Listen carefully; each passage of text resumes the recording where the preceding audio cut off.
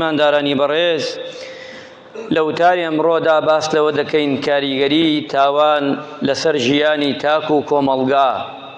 واتە گوناح و تاوان چی ئەکا لەسەر مرۆڤەکان تاک بە تاک کۆمەڵگاش بەرەو کوێ دەبا. ئیماندارانی خۆشەویست، لە پاشی ڕەمەزان میوانانی ماڵی خوا لەو عیبادەتەی کە کردمان هەمومان با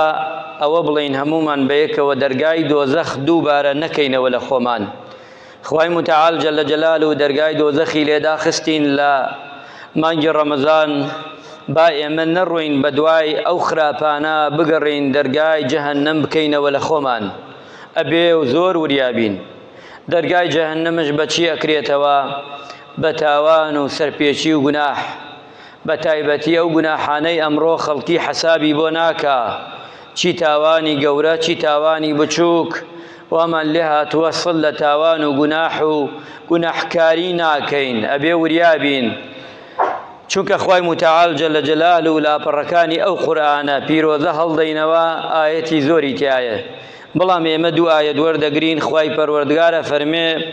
والله لا يحب كل كفار أثيم. پەروەردگارە ئەو کەسانەی خۆش ناوێ کە تاوان و سەرپێچی دەکەن و بەردەوام دەبن لەسەر تاوان و سەرپێچی. وهروها فەرمێ إن الله لا يحب من كان خوانا أثيما. ئەو کەسانەی کەوا تاوان دەکەن و لەسەرشی دەڕۆن و پێشی دەزانن و بەردەوامن چی تاوانی بچووک. بۆی عولەمایان فەرموویانە ئەم ئایەتانە لە تاوانە بچووکەکان ئەکۆڵێتەوە، واتە تاوانی گەورە جارێ حەسابێکی تری هەیە بۆی. چونکە ئێمەی ئیماندار و موسڵمان کە ڕوومان کردووە لە دیوانی خوا و ڕوومان کردووە لە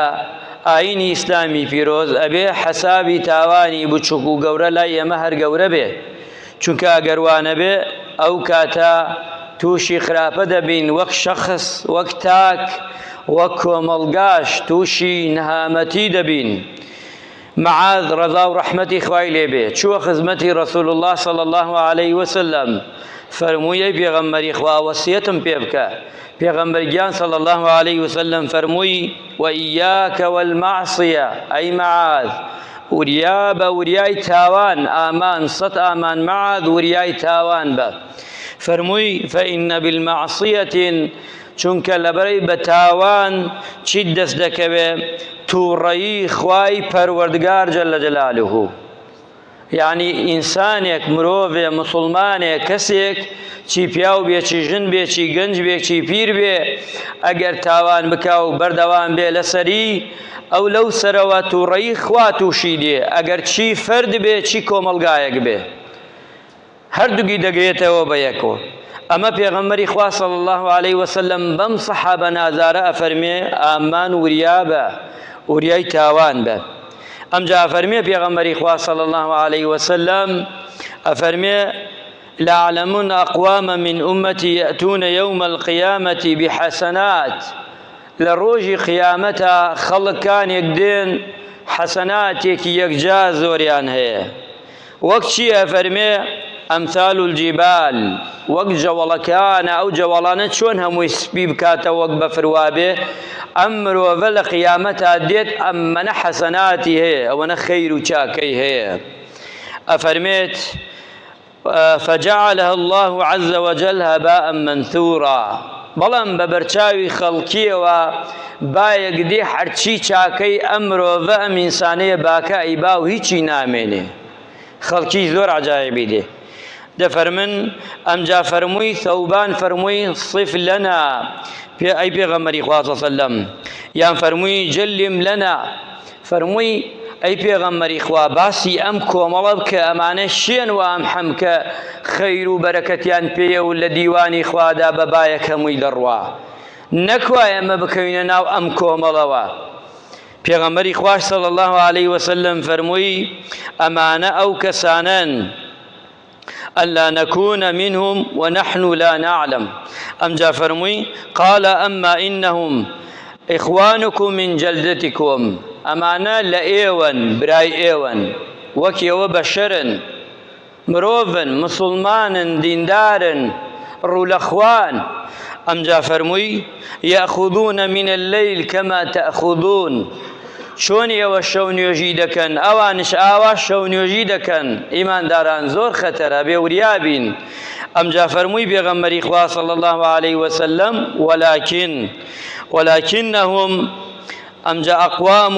ولكنهم أقوام إذا خلوا بمحارم الله انتهكوه. کاتێ لەناو خەڵکان لە بەرچاوی خەڵکان زۆر پیاوێکی چاکن گوناح و تاوان ناکەن ئەمانە، بەڵام کاتێ تاکۆ بوون بە تەنیا بوون ئەوەی گوناح بێسڵی لێ ناکەن و گشتی دەکەن. ئەمانە ئەو کەسانن لە قیامەتە هەرچی خێرانەیە هەوای بادەی با. ئەمە تا ئیمانداران وریابن. لێمە لە بەردەم ئەمڕۆی ئەم زەمانەیە لە بەردەمی خەڵکی هەمومان زۆرینەمان ئەوانەی بە تایبەتی وا تاوان دەکەن خۆیان بە چاوڕاست و کەسی چاک و دیندار و ئیماندار، بەڵام کاتێ تەینا دەبنەوە ئەوەی حرام بێسڵی لێ ناکەن. پیاو چاکانیش فەرموویانە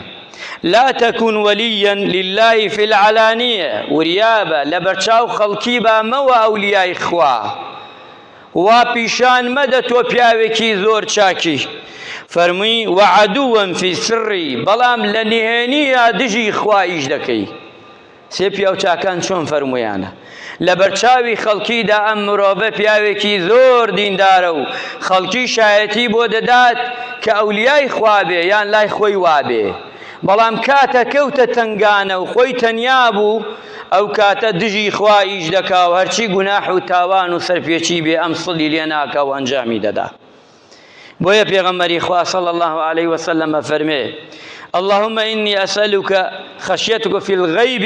والشهادة. خوای گیان ئەی پەروەردگارە ئەو ترسەی کە لە دڵمایە لە ئاشکرا و لە نهێنی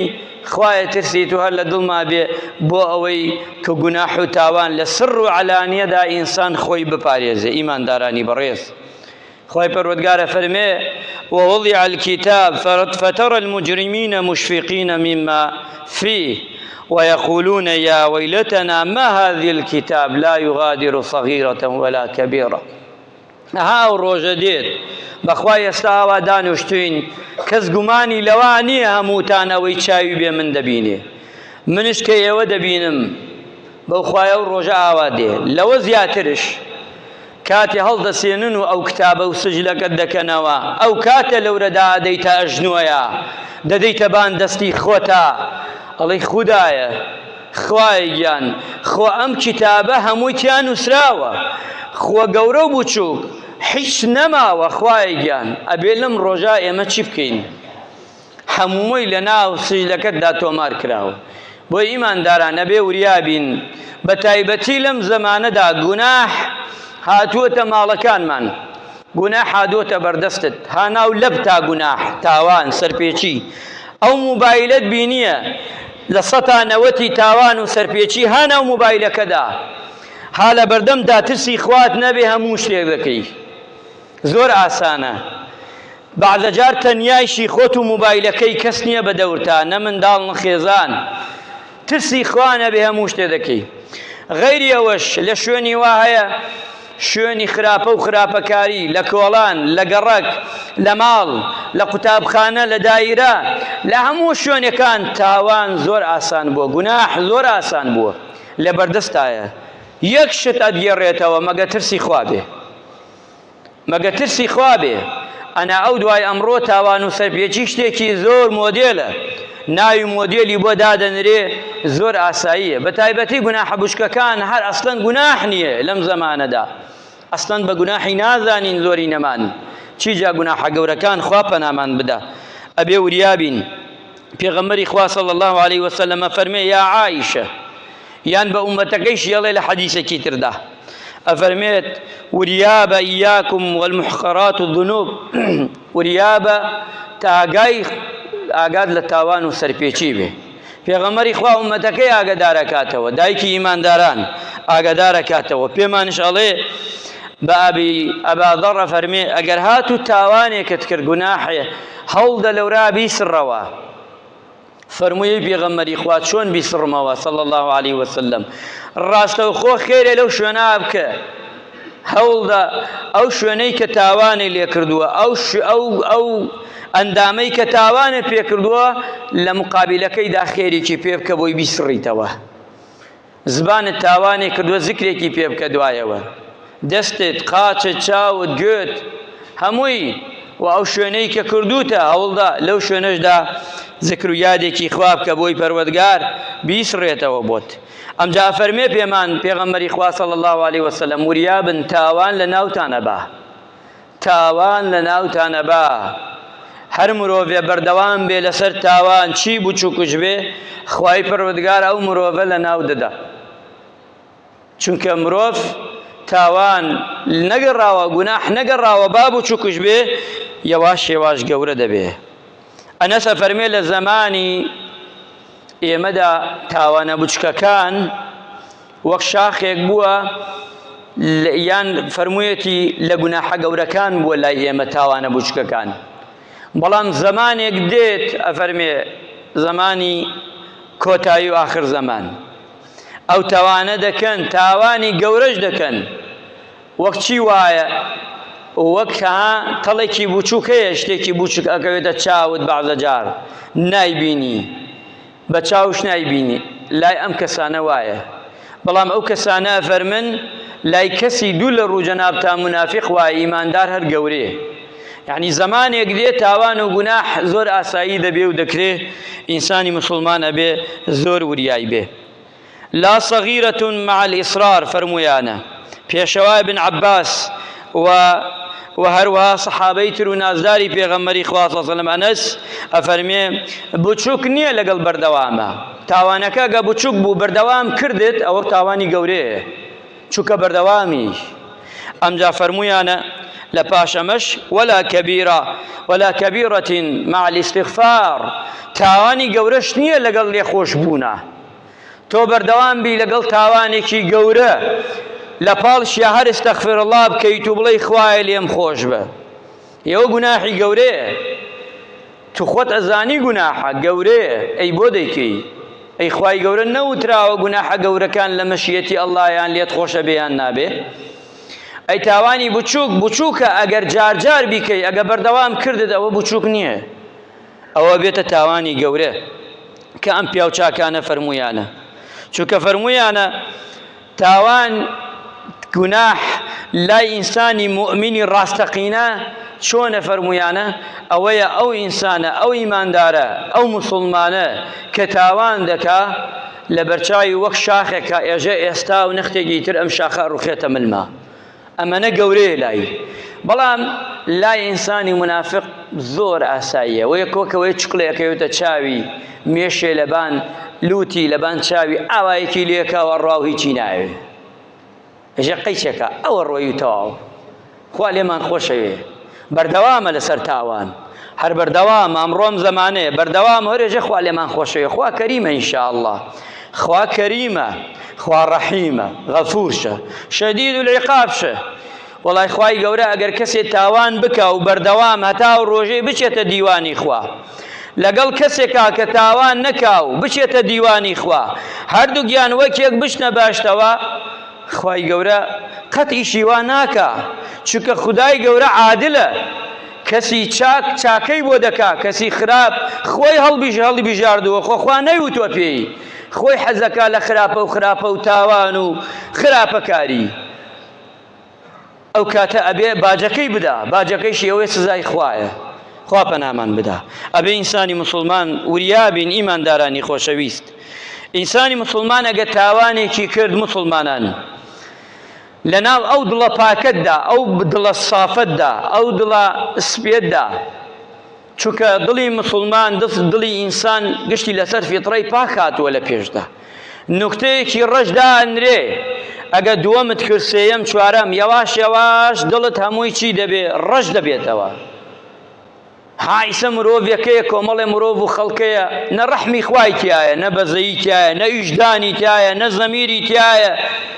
هەموو شتێکی پێ بڵێ قەبوڵە ئەوە دڵی ڕەش بووە ئەو مرۆڤە ڕەش بووە ڕەش ئیتر ئەمەنە تاوان و گوناحی کردووە زۆر ئاسایە لای ئەگەر ڕۆژ 1000 کەس بکوژێ ئاسایە لای ئەو بیکوژێ زۆر ئاسایی کوشتن چییە؟ هە زۆر ئاسا ئەگەر مافی خەڵکێ زۆر هەر بخوا هەر زۆر ئاساییە کەی کێشەیە بازوو قووەتی هەیە وەی خوا و تەواو ئیتر باکی نییە بۆیە دڵی ناخی ڕەشە تۆ چەنێ بەعدە جار دوعاشی بۆ بکەی یارمەتیشی دەی لەسەر چاکە بۆی بێتە سەر ڕێگە هەر نایە هەر بەرەو لاچێ قیمەتی نییە چکە ئەم مرۆڤە ناخی ڕەشە تەواو ئەم مرۆڤە گوناح داگیری کردووە شەیطان قاید و ڕابەرێتی ئەو دڵە کۆنتڕۆڵ کراوە بەچی ئەجوولێتەوە بە ئیعادی شەیطان ئیتر قیمەتی نییە ئەم مرۆڤانە هەندێ مرۆڤەیە ئاوایە سەرگەشە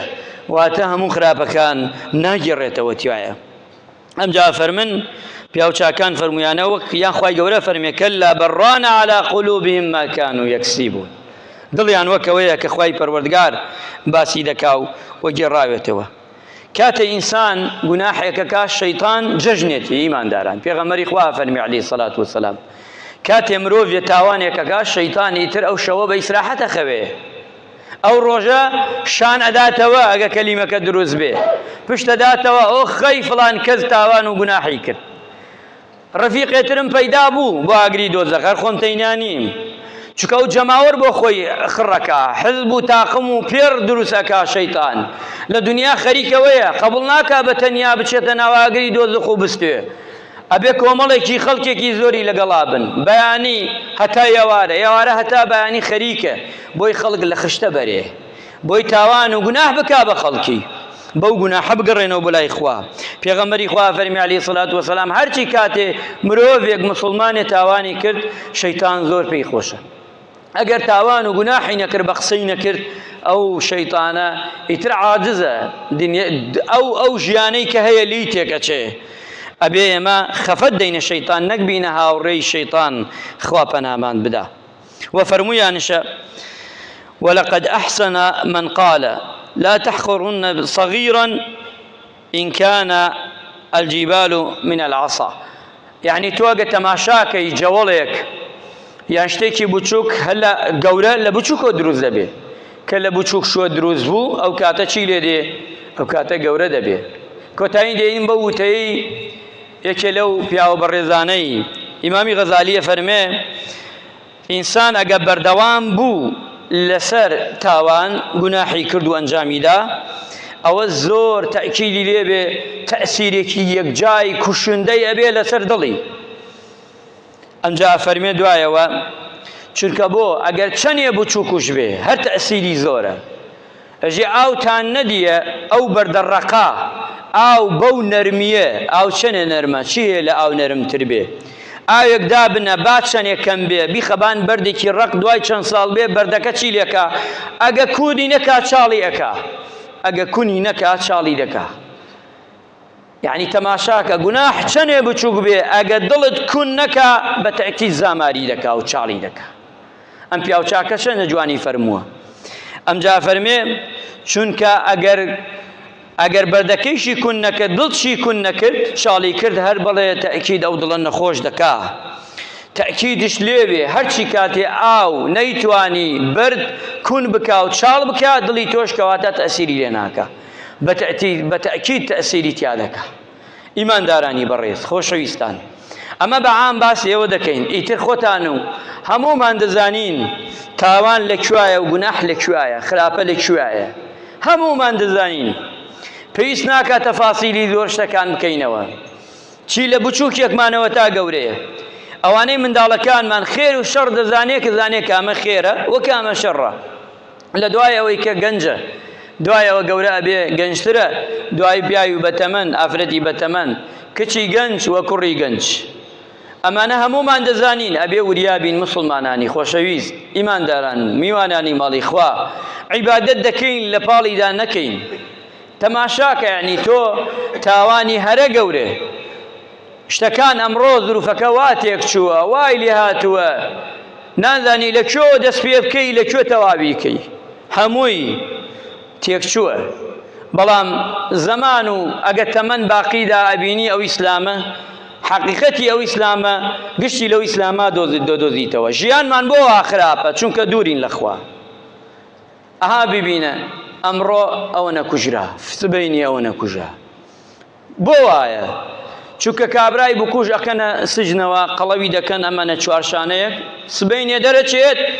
دەیتر دەکوژێ ئەوەتە عاقیبەتی ئەوەتە بەڵام ئەگەر تۆ زەلامێکی کوش لە وڵاتێکا دای بنەی لەو شوێنە ڕەمیکەی بزان کەس کەسە کوژێتە لە ژیانیە ئەتوانێ غیرەتیەیە هیمەتیەیە ئێمە جارش دەچین سڵحێکشی بۆ بکەین یارمەتیش دەین نەژین فەرموو دەیەکێ ترێش بکوشە ئەم شەیە ئەژین قەینا خێرە ئەی ئەوە چی داماوی هەیە کۆمەڵێ خەڵکی داماو کرد قوڕی کرد بەسەریدا ئەی ئەوە بچوو ئیماندارانی بەڕێز هەموو حکومەکانی تر